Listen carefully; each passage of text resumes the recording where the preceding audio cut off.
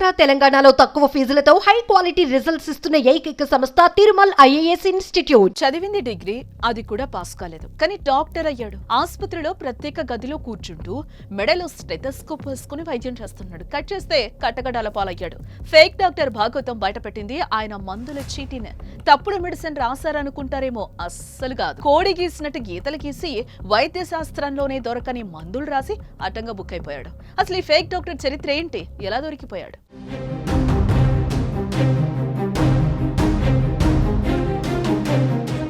Mulkala Ravinder MBBS, బోర్డులో మాత్రమే doctor, కానీ బయట పెద్ద యాక్టర్. డిగ్రీ చదివి దాంట్లో ఫెయిల్ అయ్యి డాక్టర్ అవతారం ఎత్తిన ఓ చీటర్. 3 ఏళ్లుగా డాక్టర్ గా చలామణి అవుతూ ఎందరో పేషెంట్లకు ఉత్తుత్తి వైద్యాన్ని అందించాడు. కానీ చివరికి మనోడి భాగవతం బయటపడింది.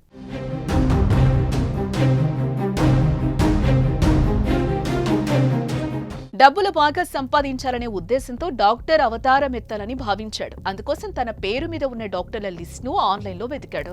రవీందర్ అనే రియల్ డాక్టర్ సర్టిఫికేట్ ను డూప్లికేట్ చేశాడు.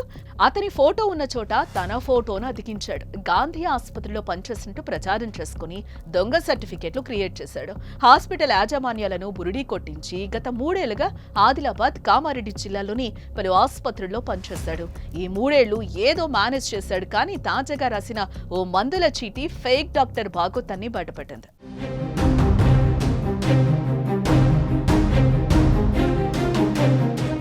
మీకు స్క్రీన్ మీద కనిపిస్తున్న ప్రిస్క్రిప్షన్ ఇతగాడు రాసిందే.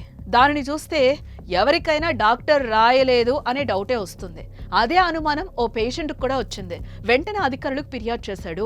విషయం కామారెడ్డి ఇండియన్ మెడికల్ అసోసియేషన్ నుంచి తెలంగాణ మెడికల్ కౌన్సిల్ దృష్టికి వెళ్ళింది. తెలంగాణ మెడికల్ కౌన్సిల్ నుంచి కామారెడ్డి పట్టణ పోలీసులకు ఈ నెల 8న ఫిర్యాదు రావడంతో రంగంలోకి దిగిన పోలీసులు మొత్తం గుట్టు విప్పారు. అన్ని సర్టిఫికేట్లు వెరిఫై చేస్తే అసలు సంగతి బయటపడింది. దొంగ ఎంబీబీఎస్ అని తేలింది.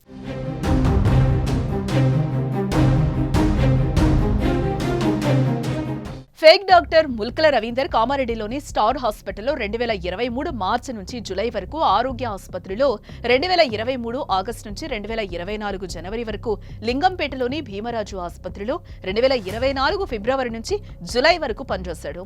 స్టార్ ఆసుపత్రిలో మళ్లీ 2024 ఆగస్టు నుంచి డిసెంబర్ వరకు ఎంబీబీఎస్ వైద్యుడిగా, జనరల్ మెడిసిన్ ఎండీగా, పీడియాట్రిషియన్ గా పనిచేశాడు.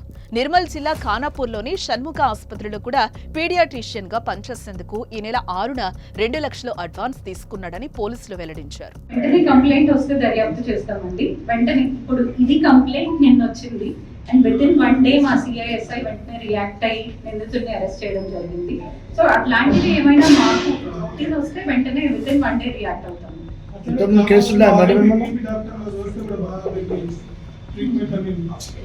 అలాంటివి కూడా ఏ టైప్ ఆఫ్ కంప్లైంట్స్ వచ్చినా మేము వెంటనే రియాక్ట్ అయ్యి ఇన్వెస్టిగేట్ చేస్తామండి అండ్ నిందితుడిని పట్టుకుంటాం.